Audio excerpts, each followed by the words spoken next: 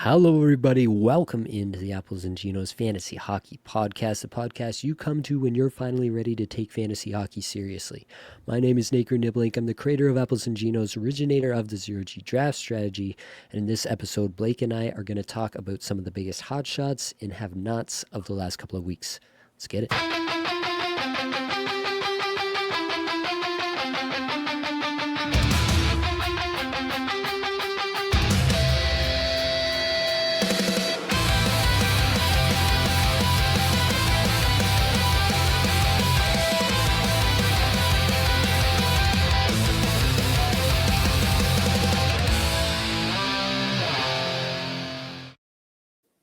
And of course, I have your friend and my best friend. It's Blake Creamer, everybody. Blake, how are we feeling tonight?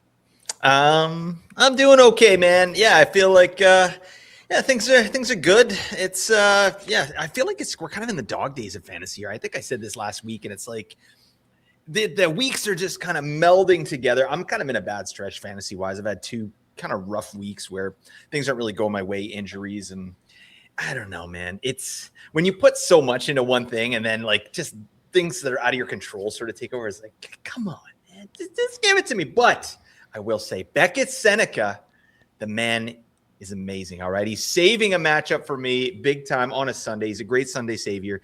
But I'm good, man. How you doing? You have any Sunday saviors today, or are you just way up in all your leagues? Looks like at this moment that I'm going to go 4-1 across my 5 leagues this week. Only one I'm going to miss out on is Experts League, the keeper league there. The kickoff one is pretty close. It's gotten closer and closer. I'm dodging zeros from Jackson Lacombe on a Sunday night here, so hopefully the last 10 minutes of this game they can get something going here. My opponent has Dustin Wolf there as well, so hopefully something doesn't go crazy wrong there and I still pull out that one. But other than that, things are looking pretty good. I'm 13-0 in my Cats League this week, so that feels pretty good. 13-0. Those are amazing weeks too, because what's it like, a 14 cat league, right? Yeah. Oh, hell yeah. Oh my God, you're smashing. Buddy, I love that for you. Thanks, buddy. All right, we're going to get into some Newsies. And right off the top, we want to mention a guy named Linus Ullmark. First off, I don't know, Blake, did you see the interview that Ullmark did with the TSN there, with just talking about basically being away and everything that went on, all the comments made online, obviously, as well? Did you catch any of that? Yeah, I did, and I applaud the guy for being so open and vulnerable with that, and we just need more of that. Like, Yeah. It felt like it just reminds you, like, yeah, these guys are human beings. We're all human. We're all going through kind of our own struggles, and I just thought it was a really poignant interview, and it's pretty disappointing too. I mean, just kind of shining the light on this sort of, I don't know, clickbait culture that we have, where people are putting stuff out and I don't know what, like, the devil may care. Like, they don't care about the consequences of this stuff, and it has real consequences, real world consequences. So yeah, not to get heavy there, but yeah, I feel like I'm glad that he came out and did that interview, and yeah, it just made me respect the man even more. Absolutely. Yeah, I'm pulling for him. I'm not pulling for the Sens necessarily, but No. I have Ullmark in some spots as well, so I feel pretty good about pulling for him overall. We got to talk about Jacob Chikrin dealing with whiplash after a hit from Kadri. So, you're going to have to take it day by day with Chikrin moving forward. Brock Besser's status is also in doubt after taking what looked like an elbow to the head from Brian Rust. So not only Besser, but if you got Rust as well, you're going to probably want to check in on what's going there. It wouldn't be surprising to see him get a hearing out of that one. Blindside, raised the whole shoulder, elbow, whatever he caught him with. It didn't look good. So could definitely be a suspension there. Although, NHL quote unquote player safety, not all that interested in player safety, so you never know. It could be nothing. $1,000 fine should cover it, right? Yeah. Besser didn't have a hair out of place either, so that's kind of nice. All right, Dan Vladar, close to return. He's been on the ice for almost a week, going back through some tweets that I found, and joined the Flyers practice on Saturday. potentially returning as soon as Monday here. So keep an eye on Vladar's status, and I'd be ready to put him right back in. We've mentioned it a few times on the show, but the Flyers have actually been the best environment for goaltenders in terms of opponents' expected goals against in all situations and 5v5. So really good stuff defensively from the Flyers, and that's obviously gone a long way towards making Vladar have the season that he's had for us 0Gers. Talking about Gabe Landeskog, he is, quote, getting better, hitting the ice now. He's still limited. He's sore. Really hoping that we can watch him in the Olympics, but it's going to be tight. These are all the quotes we got from Jared Bednar on Gabe Landeskog's status. So, yeah, I mean, pulling for Landeskog, obviously, you don't want to see a guy who's been out for so long be out for any longer than he has to, but also for fantasy, selfishly, we don't really want him to push to play in the Olympics and then do something that I'll regret later. So something to watch there. Definitely don't think we're getting him before the Olympics, but maybe after he'll be good to go. Evgeny Malkin was seen clutching his shoulder on the bench at the end of Pittsburgh's game Sunday. We didn't get an update after the game, so that's something just to watch and figure out what's going on. Wanted to bring that to your attention. And Dylan Holloway, still not 100%, came back for that game against Edmonton. Probably, there might have been some reason that he had some incentive to be back for that game. I don't know. But after that, he's missed a couple. He had an MRI just to double check. There's nothing structurally wrong, according to Jim Montgomery. Apparently, there's scar tissue. It moves around the ankle after something like this. It's causing him pain, but it's nothing that's actually wrong. And so for now, he's still day-to-day, kind of a looks like it'll be a day-to-day situation, game to game, and we'll see when he gets back into the lineup. All right, that's going to be it for Newsies. Blake, are you ready for some hot shots? Oh, you bet, buddy. Slow news day. We get right into hot shots. I love it. Let's get into the Minnesota Wild top players. That means Kirill Kaprizov. That means Matt Zuccarello. That means Quinn Hughes. And, I mean, you could throw Vladimir Tarasenko in there. 5 goals, 7 points in his last 5 games, and some great underlying stats. Obviously, Matt Boldy coming back for one game over the weekend here. But Tarasenko replacing some of that production for sure in a short stint there. 11th shots per 60, 10th individual expected goals for per 60, 28th in on-ice expected goals for per 60. Obviously, I don't think you're going to disagree with me here, Blake, but we don't really think that Tarasenko is going to do too much. As soon as Boldy was back, they went back to the lines that they like to run, and Tarasenko was down on the third line with Yurov and Foligno, not on the top power play anymore. So I think it's pretty obvious that we're probably done with Tarasenko having a pop-off week here. But for the other guys, obviously, Matt Zuccarello, 9 points in his last 5. Kaprizov has been a source of some consternation for some people, just expecting 100-plus point paces and not getting them throughout the course of the season. Now he has 12 points in 5 games, and hey, look, he's on a 99-point pace on the season. It was always there. It just had to come out all in this 1 week, I guess. Yep. And then Quinn Hughes has a goal and 9 points in his last 5 here, skating almost 30 minutes a night in these 5 games on average, which is absolutely wild. The underlying stats for all these guys look insane, especially the on-ice expected goals for per 60. How much of this, Blake, do you think is sustainable for the Wild? Obviously, Quinn Hughes, the big acquisition. Now they've had some time to really make it gel and make it work. And is it wheels up from now on? Are the Wild an offensive juggernaut? I think as they get healthier, obviously, like we got Jeek and Boldy back in the lineup, that makes a huge difference. And obviously, the Zucchini Man, yeah, he's starting to pop off, right? So they're getting guys back in the lineup. They're getting their full roster, and yeah, it does look pretty damn good. And you throw a guy like Hughes on the back end, we knew that was going to be wheels up for them, kind of once they figured things out there. But yeah, I don't have too much to say. I like Ryan Hartman too. I think he actually got shouted out by the coach the other night, and they're giving him some reasonable minutes as well. He's playing with Zuccarello and Kaprizov at the moment. So yeah, it's kind of a gold mine for fantasy, I think, right now. They just need to figure out how to stop the puck from going in, right? They've been defensively, they're getting down in games. I mean, they're 21st overall in the league in goals against per 60 at 5-on-5. That's showing no good, and their PK is terrible. So those are some things they're going to have to shore up there. But offensively for fantasy, we're loving life. And I do want to shout out Vladimir Tarasenko. I think obviously his value takes a huge hit now that they're healthy. But I like the data point we have on Tarasenko. like both times when Boldy's injured or Jeek and he goes up to the power play, he does something with it, right? So it's just a stash, right? It's a fine streamer. If you're going for Minnesota, you're in a deeper league, you get Tarasenko in there, line 2/3, power play 2. He can do stuff out there, but if he gets bumped up the lineup, he's been able to really cook with that. And he's having a nice little season. Actually, I was just looking at his numbers here, 5-on-5 at the National Stat Trick. He's got an 87.5 IPP. In 46 games. That's crazy. Like that's like Connor McDavid stuff right there. Vladimir Tarasenko, Connor McDavid, same guy, right? Nate, back me up on this. Yeah, foot speed almost identical. You wouldn't be able to tell them apart on the ice. Yeah, well, 2 of Tarasenko's could maybe catch up with it. But yeah, anyways, it's just a guy he's driving play really well. I think it's a nice spot for him at this point in his career. He can kind of step in and do something offensively. So shout out to Vladimir Tarasenko. I wonder if we could pitch a event to the All-Star committee where Vladimir Tarasenko starts at the red line and Connor McDavid starts at his own net and they race for the opposing net. Oh, like that, like in that baseball where it's the guy, the freeze or whatever his name is. You know what I'm talking about? Where it's like there's this guy in baseball. He wears like this bodysuit that's like ice colored, and he gives a person like a head start, and he runs around the entire field, and he always catches up and beats him. So yeah, maybe we could do something like that. I'd love to see some people just absolutely demoralized by Connor McDavid, just gliding at 75% and smashing people. All right. Speaking of gliding at 75%, JT Miller is on a hot streak now. That works.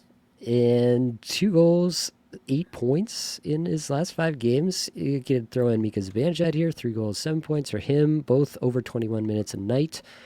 Miller's at 118th in shots per 60, 86 individual expected goals for per 60. You got Zibanejad at 91st in shots, 227th in individual expected goals for per 60. On ice numbers, 148 in terms of rank for JT Miller, 85 for Mika Zibanejad. Now, we had Dmitry Filipovich on the podcast, which is probably one of my favorite things we've ever gotten to do on this podcast. Absolutely love Dmitry Filipovich's contribution to the hockey sphere in general, and his podcast is must listening for me every single time that comes out. He was of the opinion that we should all hands aboard on JT Miller, Artemi Panarin potentially out the door here.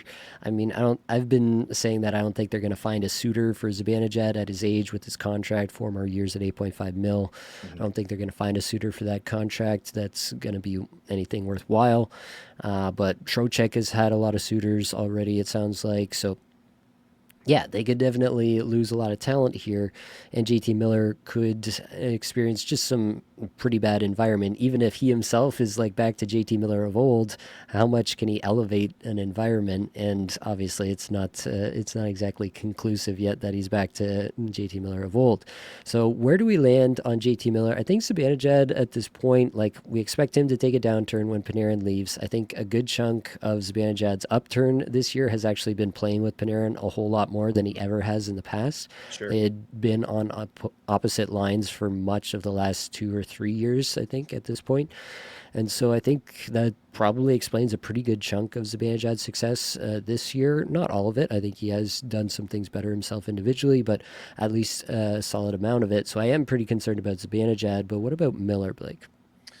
Yeah, I mean, you're not doing anything with him rest of season. You're gonna ride it out, and I think I think he could pace for like 70 to 75 points moving forward. Maybe, right? We got to see what happens here with the team. Like you said, our players getting moved out. If Panarin really does get moved out, which sounds like it's a very real possibility, yeah, that environment is going to get even worse. And one of the things Dimitri said, and I absolutely agree with, is obviously there's an age-related decline on this team. There's a foot speed issue, and they are really good offensive players, but kind of in half court.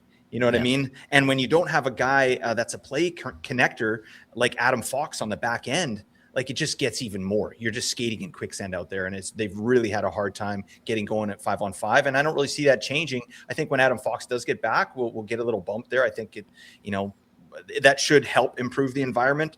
But then, who are you going to lose at the trade deadline there? So all that to say, I think we're holding Miller. I could see him pacing for 70 points rest of season, decent per riffs. It's a nice little stretch here that's helping make his season not look as bad as it could have been, right? Like he was pacing for something stupid a while ago, like 45 points. Like it would have been an all-time just terrible season for Miller. So he's kind of righted the ship a little bit. Yep. Yeah, I mean, if this keeps up for a little bit, maybe there would be like a sell high moment for JT Miller, and you could look into something like that. But yeah, I do share Dimitri's qualms about a Artemi Panarin less New York Rangers attack. All right, let's move on to Jason Zucker, who has 3 goals and 6 points in his last 5 games, just over 16 minutes average time on ice, so it's not like he's getting big time minutes here. Last game saw him playing on a line with Ryan McLeod and Jack Quinn. Again, nothing to write home about, but he is on that top power play with Tage Thompson, Josh Doan, and that sniper Noah Ostlund. So Jason Zucker now on a 69-point pace on the season, which is obviously pretty nice. Yeah. 56th in shots per 60 in the last 5 games, 61st individual expected goals for per 60, 48th on ice expected goals for per 60. The underlines look pretty good here for Jason Zucker. What's your expectation for him moving forward? I feel like they have to be adjusted a little bit. Not like he's some world beater, but I think this is absolutely a rosterable player. He might have sort of graduated from streamer level to like a low end roster player. At least the way he's playing right now and the way Buffalo's playing, like they're finishing at an extremely high rate, top 5 in the league. They're 6th best in goals for per 60 at 5-on-5. Really nice stuff. And they still have some room on the power play, right? And Zucker's been injured for a little bit. And I think he makes that power play better if he's on power play 1. So I don't know. And like, I will say as well, I think that line with McLeod and Quinn, I think they got something cooking there. I think, it's more like a 3, like a line 3 or line 2.5, but they're really getting the job done. I think McLeod is excellent. I think he's a very underrated player, and him and Jason Zucker have both found, I think, an increased role here in Buffalo, and it's really working, right? Like when the big boys aren't scoring, it's Jason Zucker. Like they had 2 goals last game, that line, right? So I'm a fan of the player. I think, he can do something peripherally as well, not to the level that he did. I remember in 2022-23, when he was with Pittsburgh, he had almost 200 hits. And that was just out of nowhere, like the clear blue sky. Like, geez, what are you doing, Jay-Z? But he does have that in his bag as well. But I just think his role is pretty solid. The team is trending upwards. I think they're going to be buyers at the deadline here.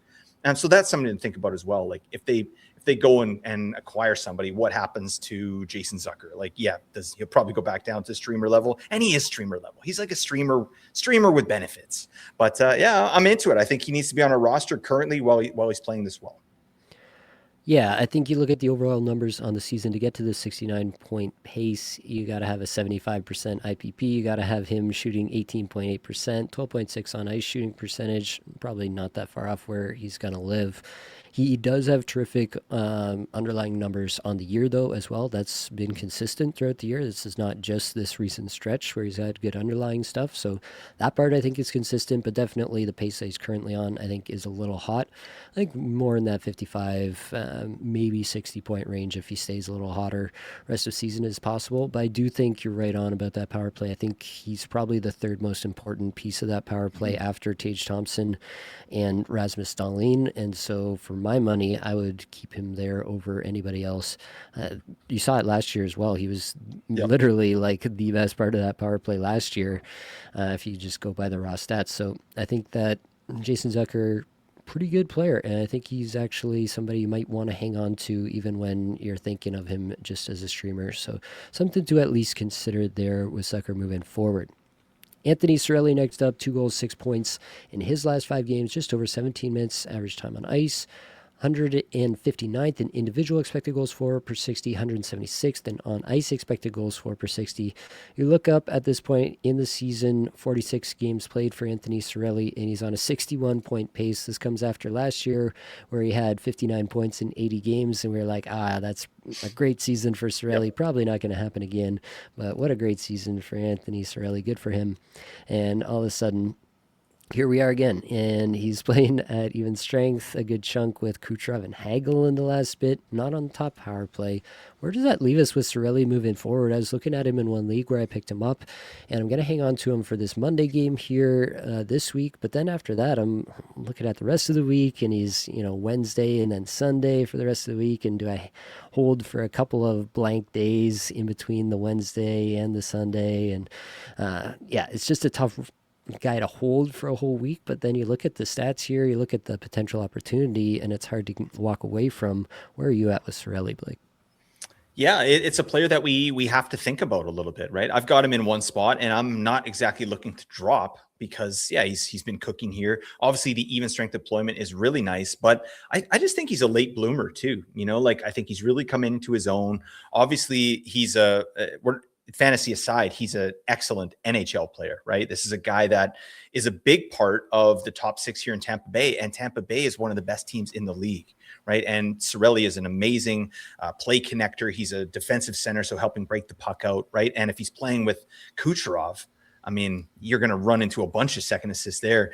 I look at some of his numbers here at 5-on-5, like nothing that's really unsustainable to me. Yeah, his shooting percentage at 5-on-5 a little hot, the highest of his career, besides his rookie season, but not by a bunch, right? His IPP is actually a little bit low, right? Which says to me he probably has a bunch of third assists. You know what I mean? He's kind of doing that on his line, but he's running into some points, and I just like the player. I think when you are looking at these streamer level players, you want a guy that has the coach's confidence. And obviously Anthony Sorelli has that. He's going to run into some empty net goals. He's going to be out there killing penalties, getting shorthanded points. This is a guy that got 7 shorthanded points last year. He has 2 already this year. He just does it all. And I think he can fit up and down the lineup. And we've seen him take a spot on power play 1 here and there if they have injuries. So all that to say, I think this is who the player is now, like a 55 to 65 maybe point player at absolute ceiling. And that's absolutely worth something in fantasy. And you should probably be rostering him at the moment. All right, let's move along to Luke Evangelista, who Dimitri also shouted out on that episode. 1 goal, 6 points in his last 5. He's definitely been much more the setup man than the scorer on an 11-goal, 61-point base on the season currently. About 17 minutes average time on ice in this last 5 games, 284th in shots per 60, 202 individual expected goals, 4 per 60, but all the way up at 35th in on-ice expected goals, 4 per 60. Really been deferring to, Stamkos and Forsberg as the obvious shooters that he's been playing with the most. They did kind of mess around with the lines a little bit. They lost to Utah, who's been doing that to people lately, and they did start to mess around. There was a shift towards the end of the game where he wasn't on the top power play, so that's also something to watch because that had been a spot that he'd kind of taken over.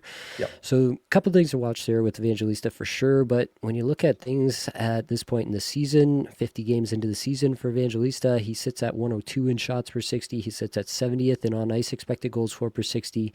To get to the 61-point pace, it's a 62% IPP, right in the wheelhouse, 6.4% shooting percentage, which I think we all expect to maybe double at least, and a 12.2% on-ice shooting percentage, which is about where I'd have him. So really, it looks pretty sustainable to me at this level. Yeah, it's a bit more assist-heavy, but the shots are still actually pretty good for Evangelista season long. Maybe not in this last little stretch, but all his passes have been going in, so there's something to that too. I really love this player. You've heard me talk about Evangelista way too much already on this podcast this year. Blake, where are you at with Luke Evangelista? Yeah, I'm right there with you, man. I've got him rostered in a couple spots. I'm not looking at getting off right now. Nashville's playing pretty well. Luke Evangelista in particular, I think. Once they moved him up the lineup, that's when they started kind of getting at least looking a little bit better offensively, right? Yeah. Like I think, again, talking about the Rangers and how they're kind of slow and the foot speed and they're more of a half-court team, I think Nashville was that as well. Before we talked about this in the offseason, they need to sort of inject some young players in there and let them kind of, with their creativity, like, rush the puck, a good transition play by Luke Evangelista, and kind of put these old guys in some better positions. And I think that Evangelista has really kind of taken that and ran with it. With the player himself, he's very inefficient, right? Shooting 6.5% on the season. I think there's a lot of runway there. It's a very talented player, right? But he's playing more of the facilitator at this point, which is fine. His ice time, I'd like to see a little bit more there. That's interesting to me because when I dig in again on some of his defensive micro stats, like this he's really good. Like in a per minute basis, like he's doing a lot of those things, chance suppression, like D zone pressures, things like that. He's really good at that. He's just not getting the time. And one other thing too that I do want to mention, and I know we'll reference this because Nate and I are still buzzing, but talking to Dimitri about penalty differential. This guy is really good at that, drawing penalties and not taking penalties, right? And again, like to Dimitri, and now something I'm going to be watching, like that kind of indicates a player that's, kind of all over the puck. He's drawing penalties. He's a net positive for his team, and that's going to equal good things, over the course of the season. So I'm very excited about the player. Hopefully he keeps power play 1. I mean, what do you think he's going to pace for here, Nate? Yeah, I think that this pace that he's currently on, if he does keep power play 1, is actually pretty sustainable. I think they've found something, that third line with Marchessault down there, Cole Smith, and I can't remember his first name, McCarron. Michael McCarron? Yeah. Reminding me of Michael McDonald. Yeah. Give me your best Michael McDonald impression. You got one? No, I'm not going to. What a fool believes. I'm never listened to the Doobie Brothers. I'm sorry about that, folks. All right. But yeah, it really felt like they found a top 9 there. Stamkos was playing with Holland Bunting. They had Evangelista up there with Forsberg and O'Reilly. And it really felt like they had a top 9 that they felt they could go with and just rotate through and feel pretty confident about all those guys going over the boards. Yep. And everybody had kind of found their role. They did play with that. So again, it might just be a one-off in a game that they were down and trying to figure something else out because what they were doing wasn't quite working. Mm-hmm. But yeah, I think this is a really exciting player with a great future ahead of him. And we're seeing the fruits of it here. And I think there are more goals to come as well. Marco Kasper is next up. 2 goals, 6 points in his last 5. Just over 15 minutes average time on ice. 45th in shots per 60. This has been something that has been a problem for him. He ranks 179th in shots per 60 on the season, so big ups in the last little bit. Still down at 187 in individual expected goals for per 60 and 169 in on ice expected goals for per 60. But crucially, Kasper has been playing up the lineup on the Dylan Larkin, Lucas Raymond line as of late, and obviously that's a pretty exciting place for fantasy purposes. He did play there a bit last year, and it worked pretty well. He also played alongside Kane and DeBrincat, and that worked pretty well last year.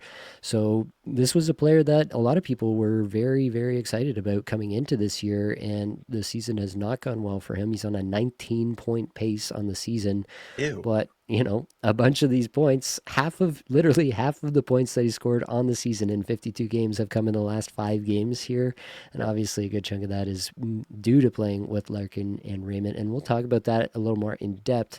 But I'm curious your thoughts as of now. Kasper, big time hitter, good for bangers leagues, stuff like that. But now if he's getting line 1, if he's getting over 15 minutes a night, do you have some interest in hanging on? To me right now with Kasper, it's going to be schedule based, right? Like if it works for your team, then great. I do think that, in a bangers leagues, this guy obviously has a lot more value. He's got 120 hits in 52 games, buddy. Who whizzed in your cornflakes? All right, come on, calm down. But it's just a young player that I think that the Red Wings are better this year than people expected, and it kind of like they're kind of in a win now mode, and they're doing really well. Like they're leading their division. And I just think that it does move a player like Kasper down the lineup a little bit. And because, they want to win games, and they are winning games. But for him to have any success, he needs to get in that top 6. Last year, he did, like you said, he had some success there. Like in the last 40 games, he had 26 points. Right? Really nice stuff. 14 in the last 21. And that was playing with DeBrincat and Kane. So if he can stick with Larkin and Raymond, I mean, I think we can get back to kind of that 40, 45 point pace for Kasper, maybe 50 if he starts getting real efficient out there like he was towards the end of last year. But it's just a young player that I think we need to look at sort of as a work in progress, right? He's not even 22 yet. So I think this guy has a really bright future. I think they're doing the right thing, kind of, easing him into these games, maybe limiting his minutes a little bit. But yeah, pick him up if you need some Red Wings. But if he gets dropped off that line, I'm really not too interested. Like we've seen proof of concept there. Yeah, I tend to agree with all of that. I'm wondering, Blake, if you've seen what's transpired in this Anaheim Ducks game. Oh, I wasn't going to say anything, but Beckett Seneca, my God, just won me a matchup. Oh, and Dostal too. Dostal really helped me out. So, yeah, shout out to the Ducks. I mean, Seneca's a real player. I did not see that coming. Like, obviously, talented player, but yeah, did I expect him to lead the rookies in goals and points and it? Like, no. So it's a neat outcome here, and I think that guy's going to be a beauty. All right, last one here in the hot shots is going to be John Carlson, who's got 7 assists in his last 5 games, skating over 23.5 minutes average time on ice, 66 shots per 60, 107 individual expected goals for per 60, 27th in on ice expected goals for per 60. With Chychrun, whenever Chychrun misses time, it's obviously Carlson that'll get some run on the top power play. But by and large, it has been Chychrun's top power play and Carlson on power play 2 for much of the year. And all that's meant for John Carlson is that he's currently on a 15-goal, 72-point pace on the season. 29th in shots per 60 on the season, 11th in on ice expected goals for on the season. What do we make of this season from John Carlson, who's been one of the better fantasy defensemen all year long, and that's without power play 1? Yeah. I mean, this is one of those guys that we were targeting in late rounds. He always is. It seems like the last 2 years, you can get this guy around like 120 or later. You can pick up some John Carlson, which is pretty insane. But I think he's been, battling injuries the last few seasons. I don't think he's been fully there, even though he's played most of the games. He looks good out there to me. And he's just a crafty veteran. This guy's 36. He knows what to do. He's been playing with a lot of these guys for a long period of time. And yeah, the Caps pretty damn good when it comes to finishing. They've been a pretty efficient team, and he's been a big part of it. So hopefully you were able to pick up some John Carlson. I mean, even without power play 1, not a big deal, right? Like 8 power play points, that's been trending down for a long time anyway. But also Chychrun is a guy that does tend to miss games here and there. So yeah, you're getting John Carlson on power play 1 when that happens. I just like the player. I've always liked them. I know you've been big on John Carlson for a lot of years, like as kind of a late round value guy, and it's coming to fruition. Do you ever watch, the Capitals? They're one of my favorite teams. Like their antics, like before games. Do you ever watch like any of this stuff? I follow them. I follow Minnesota too. Like funny teams, but yeah, John Carlson's hilarious in his rituals with Ovi. Do you ever see that where they talk about chicken parm and all this other stuff?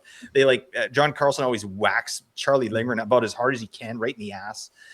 So yeah, I'm into the Caps and I'm into John Carlson. That's what I'm trying to say here. Yeah.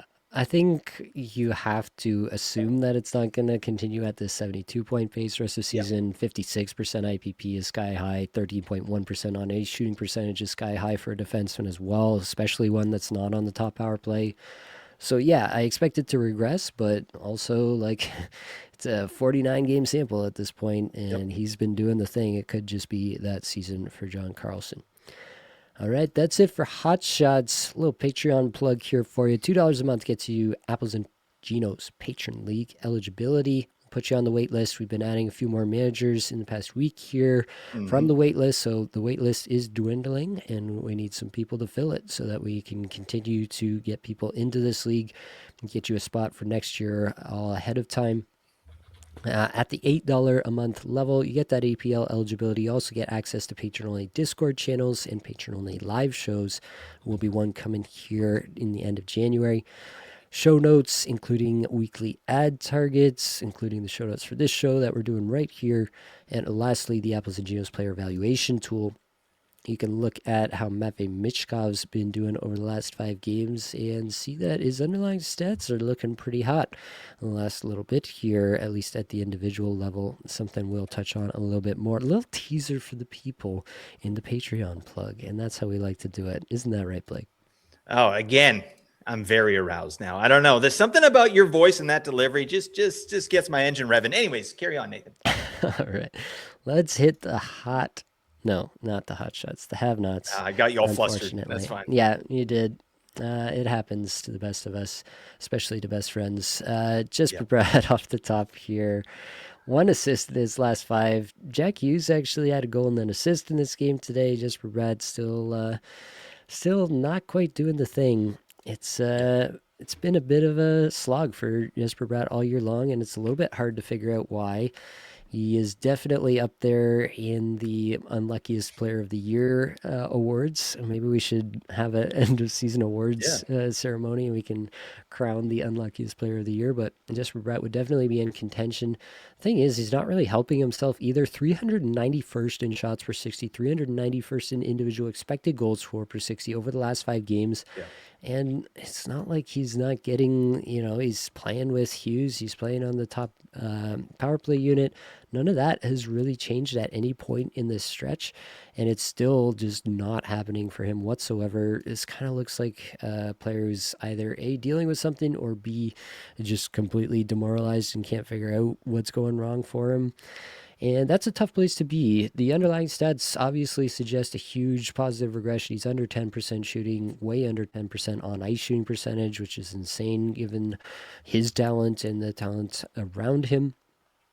I am getting a little bit more befuddled by Jesper Bratt every single week that goes by with him not having. I just assume that like that Kirill Kaprizov week is coming for Jesper Bratt, where he's going to have 12 points in 5 games, and all of a sudden it doesn't look so bad in the Yep. season long point pace. But it has not happened for Jesper Bratt. We're 51 games into his season. When do you think, or do you think, that week is coming for him? I do. I still believe in Jesper Bratt. I mean, we have to manage expectations here. This guy, had 88 points last year. We're not touching that this year, but I still think he's a buy low. Obviously, Jack Hughes was a massive buy low to me, and I mentioned that in the buy low show. But Jesper Bratt, Timo Meyer are other guys that are buy lows as well. The Devils are generating out there. They're just, like you said, very unlucky. Bratt's shooting, like, yeah, it's not good, but it's never been good. That's not what he does, right?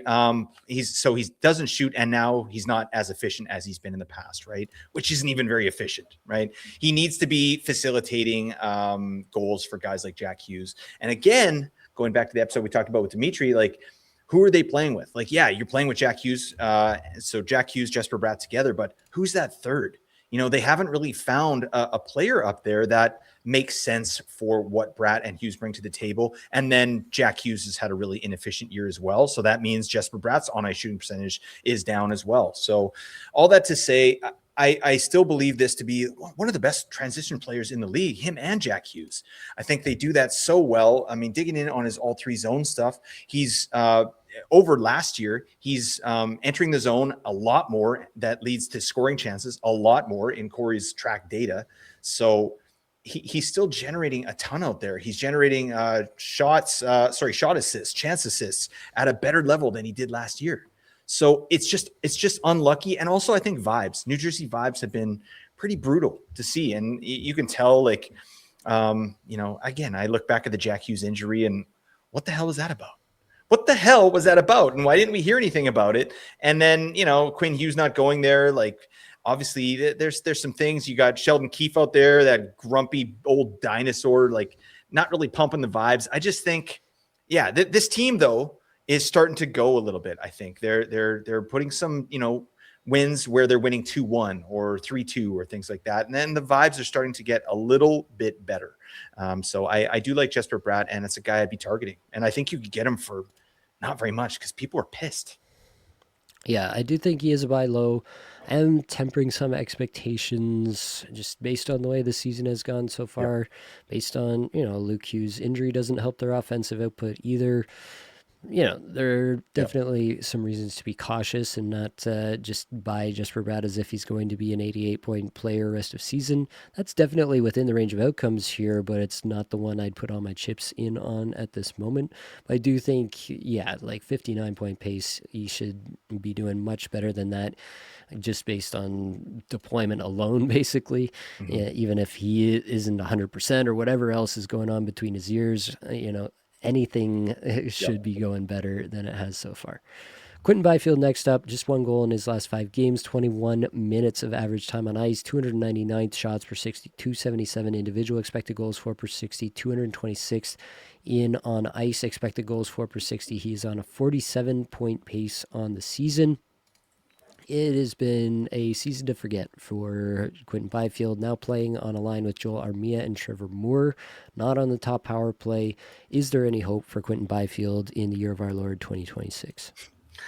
There's always hope because of the talent of the player. There's no question there. But obviously, you and I have talked a lot about Jim Hiller as a coach, and he certainly has not gotten what he needs to out of Quinton Byfield. And I think he needs to wear a little bit of that. Obviously, Quinton Byfield as well. Like, he's just not getting the job done, right? And he's been really inefficient this year. Like, his shooting percentage last year, 14.5, it was on the way up. Now it's 8.5 this year, and he still just is a guy that doesn't shoot very much. So I think he's streamer level at this point. You like the minutes, right? He's still getting good minutes for the most part.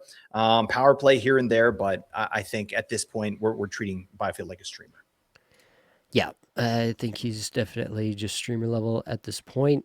Los Angeles is hanging around a playoff spot here. There's a lot of teams that are in that mix. A lot could happen in the next few weeks, even that could really change the outlook for the Kings moving forward. But it's pretty indisputable at this point that Jim Hiller plus Quinton Byfield does not equal fantasy points, and that is a formula I think he can take to the bank. I do think that there's still something here with Quinton Byfield. I do think I honestly think there's a little bit of Austin Matthews and his situation there with Craig Berube, and then they kind of finally worked it out and allowed Matthews to play a little bit differently, and hey, look, he starts scoring goals again. I do think that there's an element of that that's probably at play here with Byfield, where he is playing the way that Hiller wants him to play. It's just not a way that allows him to score any points whatsoever for fantasy purposes. All right, Tyler Bertuzzi, before the game today, had just 1 assist in his last 5 games, over 18 minutes a night, though. I believe it was just the 1 goal that he scored right in this game. Yep. He scored the only goal for Chicago, 5-1 loss to Florida there. So he adds a goal here today, but 304th shots per 60, 314 individual expected goals for per 60, and 225 in on ice expected goals for per 60 over the last 5 games. It's a tough look for a guy who's actually been pretty consistent throughout the year, playing on a line with Jason Dickinson and Ilya Mikheyev. Obviously not the best for fantasy purposes. I mean, he's done that kind of throughout the year here and there. He has played more with Teravainen. I do think that Teravainen being a great setup man has probably lent itself a little bit to some of Bertuzzi's even strength success. Obviously, a large portion of what he has been able to do has come courtesy of that power play, which has actually been pretty good for another year there in Chicago. So where are we at now? Level setting on Tyler Bertuzzi, who's on a 41-goal, 65-point pace after 48 games of the season. Yeah, I think there's something here with Bertuzzi. It's a player that I have low key interest in for sure because of his ability to generate scoring chances, individual expected goals, which as you mentioned, that's not been the case as of late. He's had a rough stretch here, and again, like you said, I think it's due to the deployment. Like Jason Dickinson, Ilya Mikheyev, he went from a top 6 scoring winger to a third line grinder, right? Grind it out and just win your shifts and get off, right? So I think, he definitely needs to be up the lineup to get back to biz there. And I absolutely agree with you that Toivo Teravainen being out of the lineup is a big factor there because I believe Teravainen to be an excellent facilitator. And he's part of the reason why Bertuzzi, when he gets hot and gets going here, why those individual expected goals per 60 numbers rise up, the individual scoring chances for. I think a lot of that is Teravainen. They just play really well together.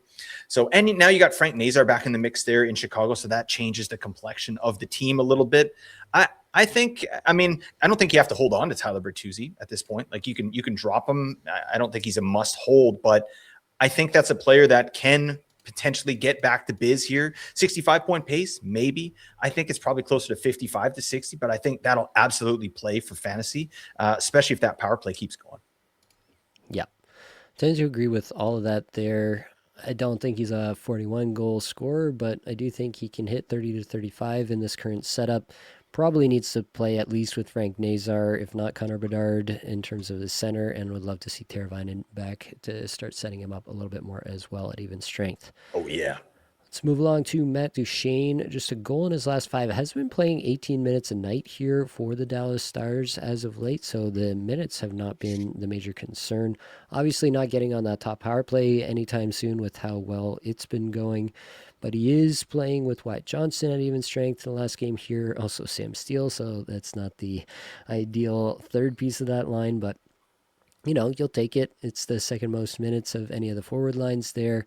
And so he was getting a little bit more run than he had been earlier on in the season.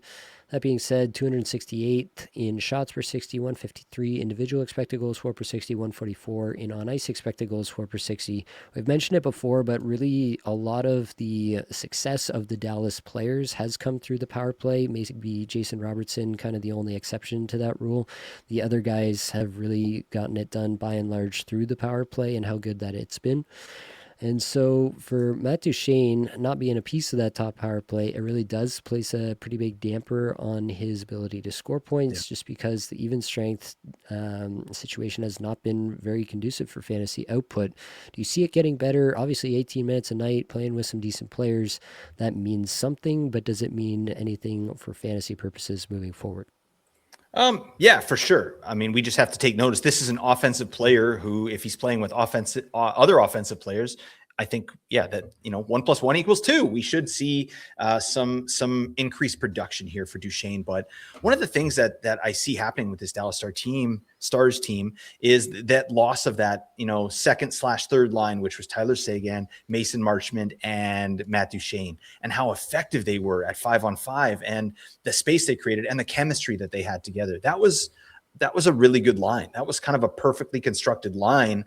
And yeah, Matt Duchene, I don't think he's been able to find other line mates that he can kind of work with in that way. I mean, if he's playing with Wyatt Johnston, like he's a much different player than a guy like Tyler Seguin or Mason Marchment, like they just have different tendencies. So I think he's kind of still trying to figure it out and find some chemistry with some of these other players here and kind of get in where he fits in. And then add to that, he's not on power play 1. So that's where kind of this fall off's been. I still like the player, but again, this is a guy that lives off of efficiency. And he was really feeling it there when he had his previous line mates, and now he doesn't have those line mates. So I don't know. To me, he's a streamer level. I don't have him anywhere. I'm not holding him. And I don't think you have to have Duchene. If he gets the power play 1, yeah, he's an automatic add, no question, because he had 27 points on the power play last year. Bang!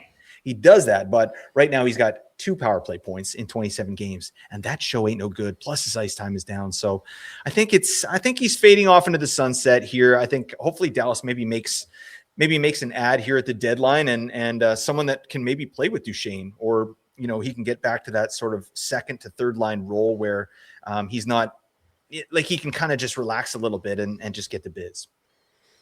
All right, next up, Ryan Leonard, still on top power play there in Washington as of late. Just over 15.5 minutes average time on ice, has no points in his last 5, 103rd in shots per 60, but 274th in individual expected goals for per 60, 93rd in on ice expected goals for per 60. On the season now, 18 goal, 52 point pace. And Ryan Leonard is a guy that we obviously really like. The underlying stats look pretty good, especially for a rookie. The micro stats look pretty good. Washington, great 5v5 team, as we know. And so I'm inclined to still be in on Ryan Leonard, but this latest stretch has maybe reminded me a little bit that it's still a very young player and not necessarily going to play with the top guys every night. I'm a little bit interested to see what happens when Pierre-Luc Dubois gets back for the Capitals, which probably going to be after the Olympic break if I had to hazard a guess, but I think that there could be a little bit of something there that will rejig the Capitals lines and could mean a little bit more oomph at the top of the lineup and could result in Leonard having a great closeout to the season. So I don't want to be out on the player, but I do think he is more streamer level than maybe I was thinking a couple of weeks ago. Yeah, he wet our whistle. Why'd you do that, Ryan? What are you doing? I like my whistle dry. Okay. I don't know. Go with that. But yeah, again, just to, echo your sentiment there. This guy's a rookie. You're going to have ups and downs, and that's what we're seeing here. But again, good data point, what this player is capable of doing and how he was kind of dominant out there for a week and a bit. And I really like what I was seeing. So this is a guy that I think we're going to love for fantasy for years to come. So it's his rookie season. He's still kind of figuring things out there. And yeah, like you said, when PLD comes back, we'll see what it looks like. I think he could sort of be relegated to maybe more of that bottom 6 role as the Caps really try and make a push here. All right, we'll move on from Ryan Leonard before Blake starts singing Flow Rider songs. Josh Stone next up, 1 assist in his last 5, just over 15 minutes. Average time on ice, 387th shots per 60, 390 individual expected goals for per 60, 217 in on ice expected goals for per 60 for Josh Stone. Obviously, it's a player that we've been into playing Tage Thompson and Alex Tuck at even strength, playing on the top power play. What's not to love about the deployment? But where are the points going, and will they come back, Blake? That dog! Oh yeah, we love the dog. He's an absolute beast out there. He's a mutt, but yeah, it again, young player. Like you look at Ryan Leonard, right? We're seeing. I think there's some comparisons there. Like it's just a young player trying to figure things out. You have the highs and lows, but you don't have the consistency. And I think none of us, I mean, at least I did not expect him to be a line one power play one player this year with the Sabres. And so that's a shout to him and you know, his abilities out there, his compete, his work ethic, and also his skill, like his puck battle skills. That's really what we like here with Josh Doan. So I think he's going to have a strong finish here, but you know, he's going to need that deployment to do it. I think ceiling, you know, 60 points, right? We could see like 60-point pace rest of season. If, you know, he is moved down away from Tage and off power play one, yeah, we're looking at more of like a 40 to 45 point player this season. Yep. I totally agree with all of that. I do think it's worth noting that just the way that Buffalo's been able to win has resulted in a bit more even spread of the minutes. Yeah. And that's why you see a guy, even though he's playing with Thompson and on the top power play, still averaging not much over 15 minutes. That's just the way that things are going in Buffalo right now. And that does obviously cap his upside for fantasy a little bit there as well. Bowen Byram staying with Buffalo here. No points in his last 5. Had the huge hot stretch where he's the hottest thing, the hottest pickup amongst defensemen. Everybody's always looking for defensemen on the wire this time of year. Then goes completely silent, as Bowen Byram is wont to do. Still over 24.5 minutes average time on ice, being leaned on in a big way by Lindy Ruff. But 92nd shots per 60, 82nd individual expected goals for per 60, 132 on ice expected goals for per 60. Still on pace for 16 goals and 40 points on the season. I think that, you know, maybe the point pace is relatively sustainable in terms of a season-long pace, but probably the goal pace is a little bit inflated here.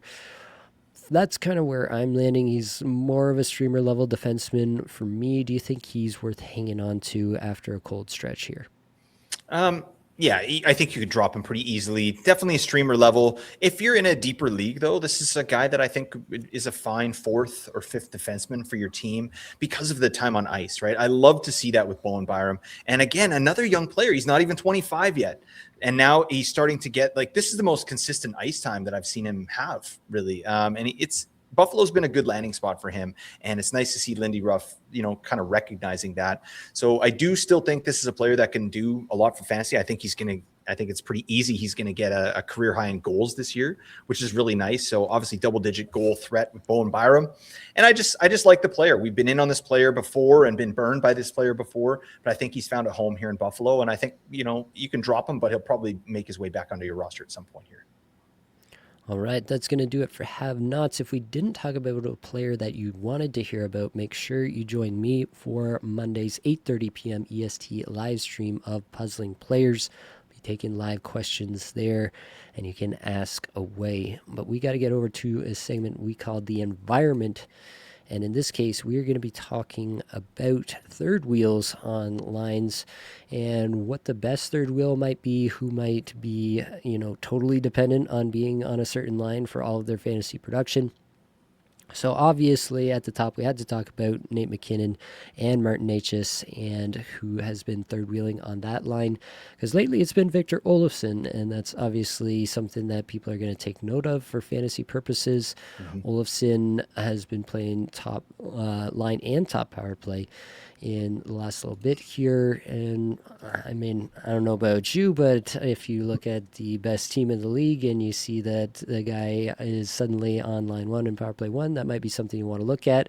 21-11 against Anaheim last week, 20-39 against Philadelphia, 18-12 here against Toronto today. 3 shots, 3 shots, 2 shots, had a goal against Philly.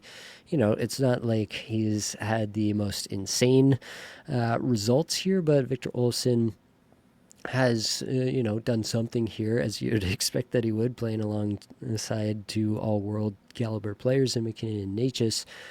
51 minutes with the two of them at 5v5. Obviously, 618 minutes for McKinnon and Necas without Olofsson. It's been a relatively new development.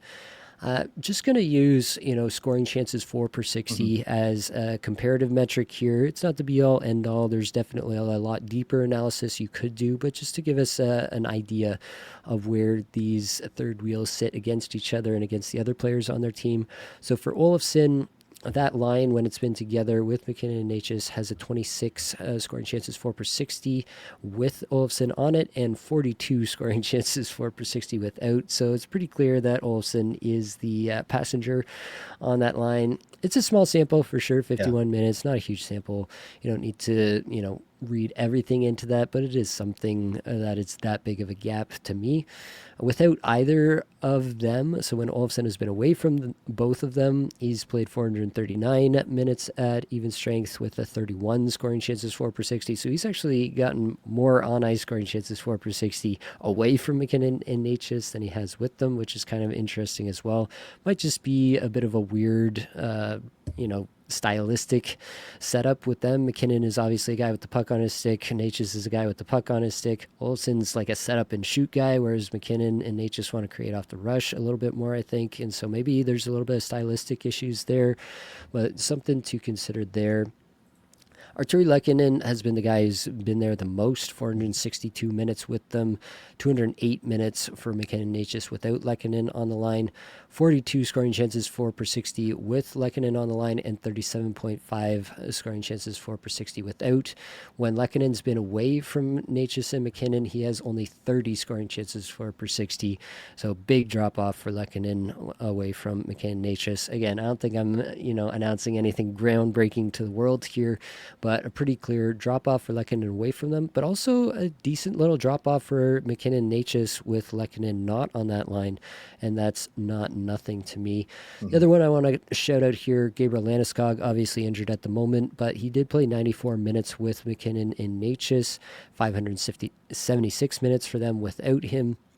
With Landeskog on the line, 40 scoring chances 4 per 60 with, 41 scoring chances 4 per 60 without. So it was about even without. So he's been at least treading water there.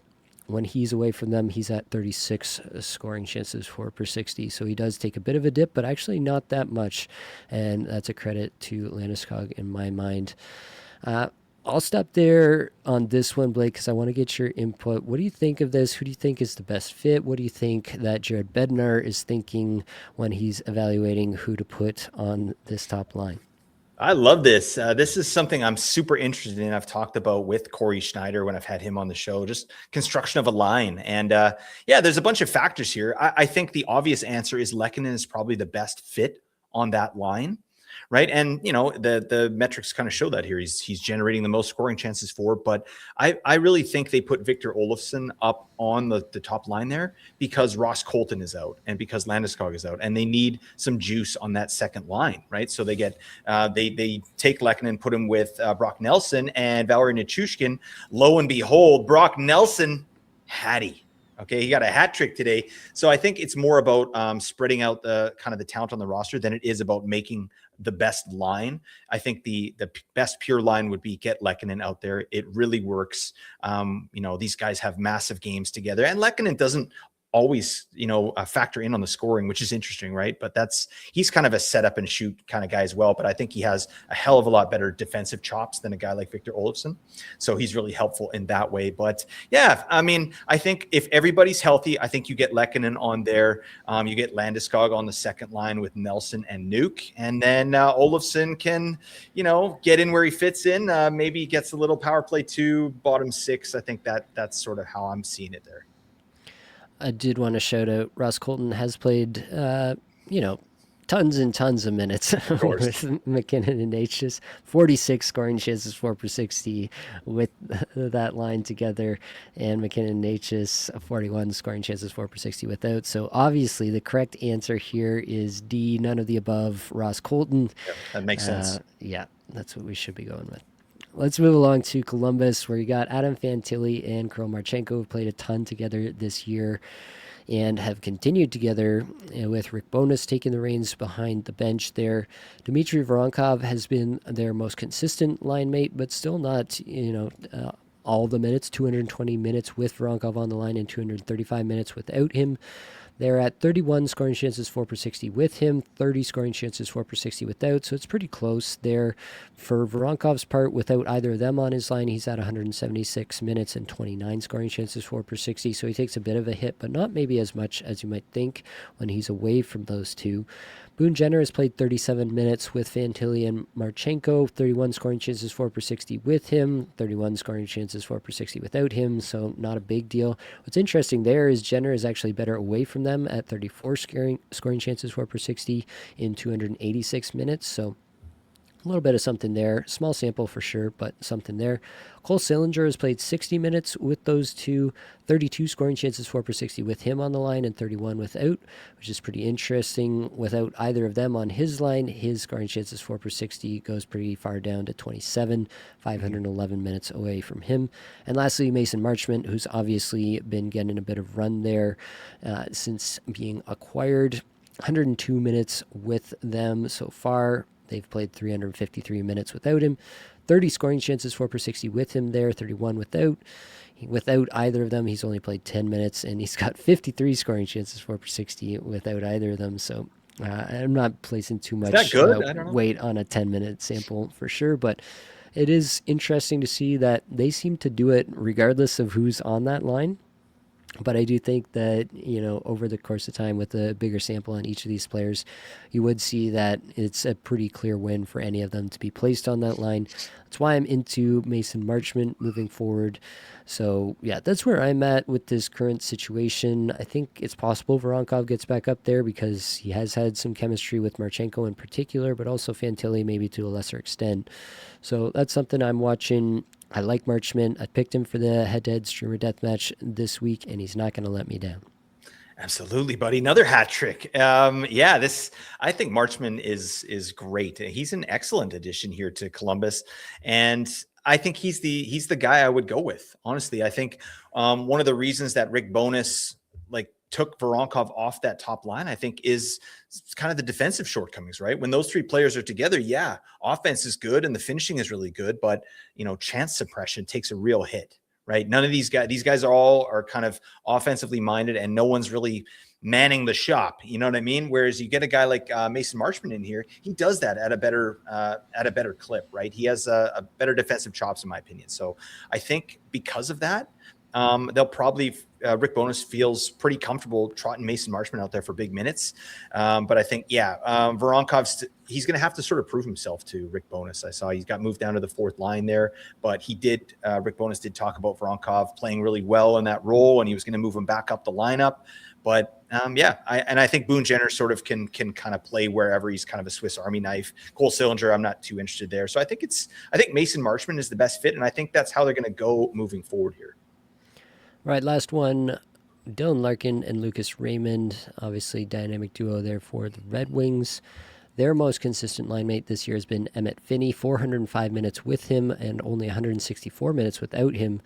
But the huge difference in scoring chances for only 24 scoring chances, 4 per 60 with Finney on the line, 30 scoring chances, 4 per 60 without him.